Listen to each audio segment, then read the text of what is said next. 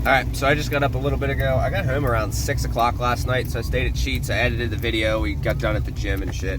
So, it is, you know, not the best thing in the world out here, but we're gonna go work and finish up the truck today, get it all started, get it fired up and shit. We're gonna have to leave one vehicle over here considering she's not gonna drive in this, but it's not bad. Like I said, I got home at 6. I just woke up a little bit ago. It was like 12:30. TPMS beeping. So, alright, let's get to work.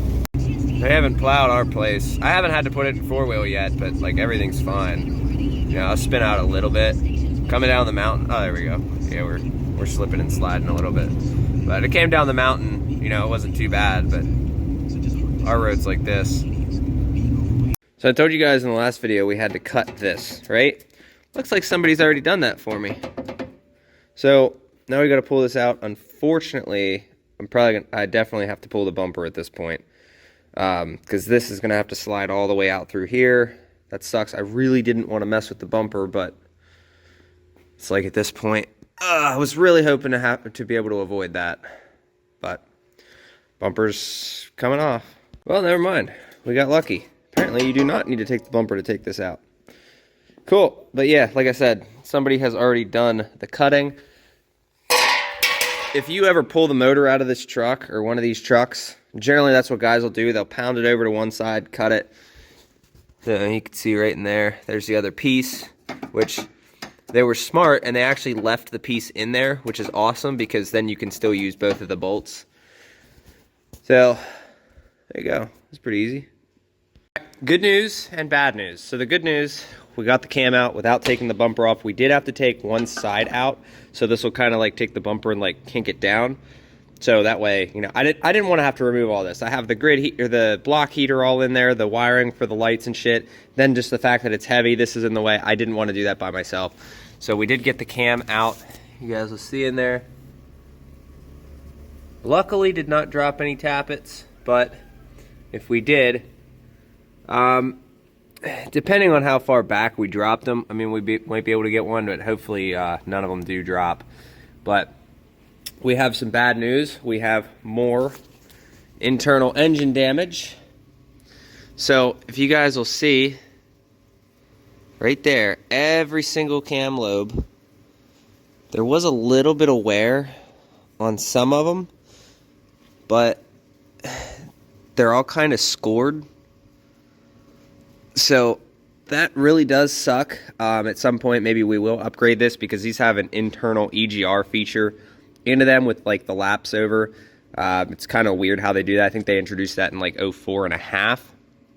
But there is a little bit of scoring on them, but it doesn't look like any materials are taken out. Like this one right here, you can see is a little rough. I didn't see any other ones that bad. But that one is, so if we look back at the end of the motor, so 1, 2, 3, 4, 5. 1, 2, 3, 4, 5. This is the cylinder that was in question down there. So 1, 2, 3, 4, 5, 6. So it's number 7 towards the front. So 1, 2, 3, 4, 5, 6, 7. So this one, but that's fine. So we're working on getting that rocker taken care of. I believe that was an exhaust side one. But yeah, so it is out. Knowing what we know now, I am going to take this off, reseal it and everything. We're going to get our life out of it. I'm going to take care of that as much as possible, kind of try to clean it up, do what I can do. We are not in the situation to buy a cam right now. Like, this truck physically needs to go back to work. We have loads booked. So we're going to do the best we can, clean everything up with what we have. Throw the new gaskets on. Later down the road, we will grab other stuff or other gaskets, you know, to do it again down the road. Hopefully this engine does last a long time, knowing what we know now. But you also see where that crankshaft, so that is grooved. So I'm so glad that we got the wear sleeve. Luckily nobody put a wear sleeve on it. I do have the tool to put that in. So we'll get this front case pulled off. We'll go from there. So I'm already seeing spots. Like, I come up here and I'll show you. So whoever put this on the first time, I actually did not do it right. Look at the gasket right there. This was broken the second they put that gasket on. So unfortunately, it's pretty glued to the oil pan, so we're trying to break that free. But yeah, there's like that spot's broken. But that spot might not actually be the whoever installed it's fault, but that is totally a fault of whoever installed it. So we need to watch and avoid that. RTV is your friend here, and also not an install. And here's where we are at. So I'm going to clean all that gasket material off. Unfortunately, it took the oil pan gasket with it over there.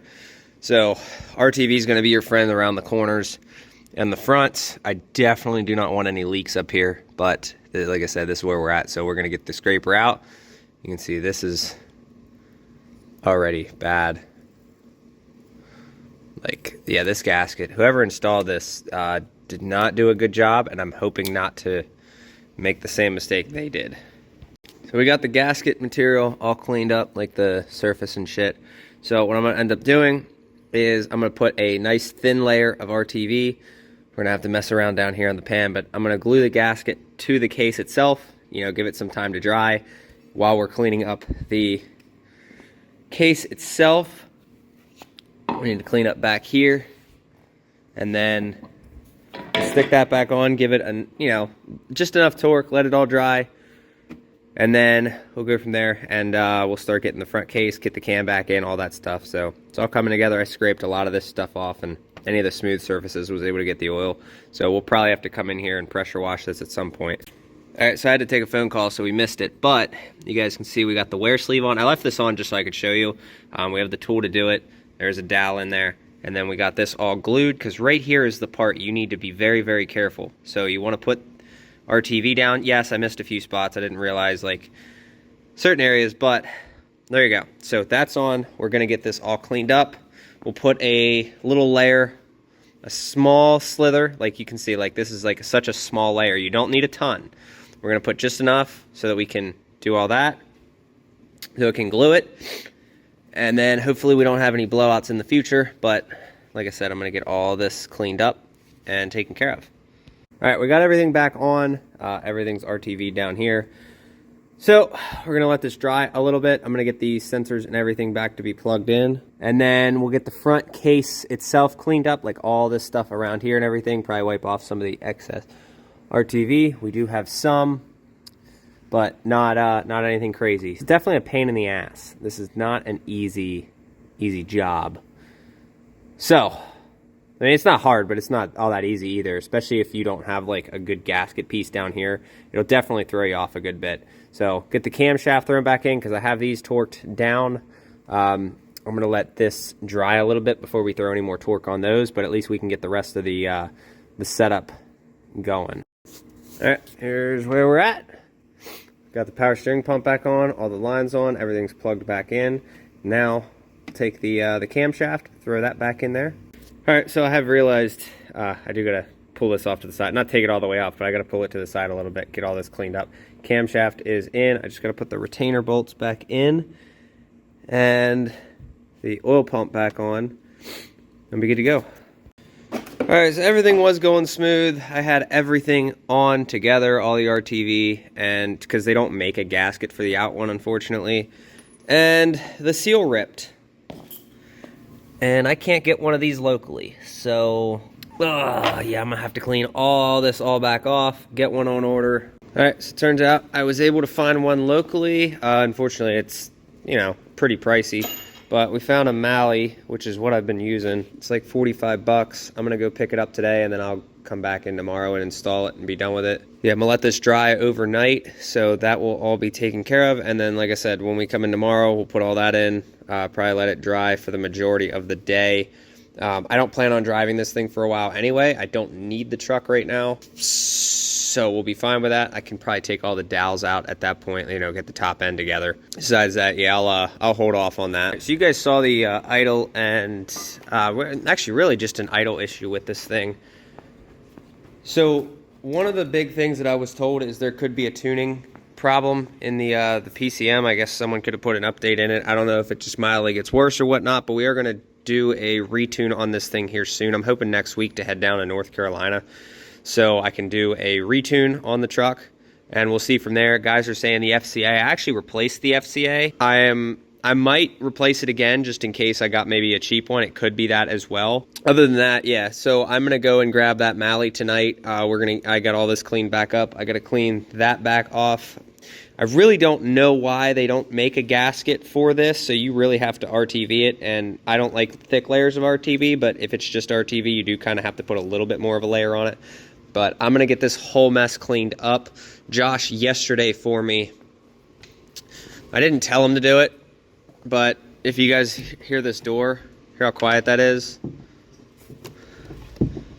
Josh sprayed it with some of that stuff, so it's like now I have a quiet door. That's super weird. I'm not used to it. I'm used to the creaking. But yeah, so we'll get all that taken care of in tomorrow's video. I have a workload that I do behind the scenes that I'll be taking care of here in the next, I don't know, you know, couple days. So I'm pretty much just going to be filming whatever this thing entails, and we'll take it back to work on Monday since you guys do seem to like the hotshot stuff. I mean, it is nice running one a week. It is nice also not having to rely on hotshot at the same time, so it's kind of cool that I can just do it on my own schedule and whatnot. A bunch of guys asking about the ELD. So I got the 06, and I remember telling guys before I didn't want to get rid of my old truck because of the, you know, the 12 valve, and I'm ELD exempt and this and that. But I run so little that I am still ELD exempt. You are allowed to run 8 days in a 28-day period. With just paper logs. So in my case, I run, what, 4 to 6 days tops in a 28-day period.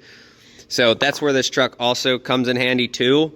And DOT kind of leaves you alone a lot more, being that it's a single wheel instead of a dually, because in the state of Pennsylvania, they can just pull you over for no reason if you're a dually in a commercial or look like a commercial vehicle.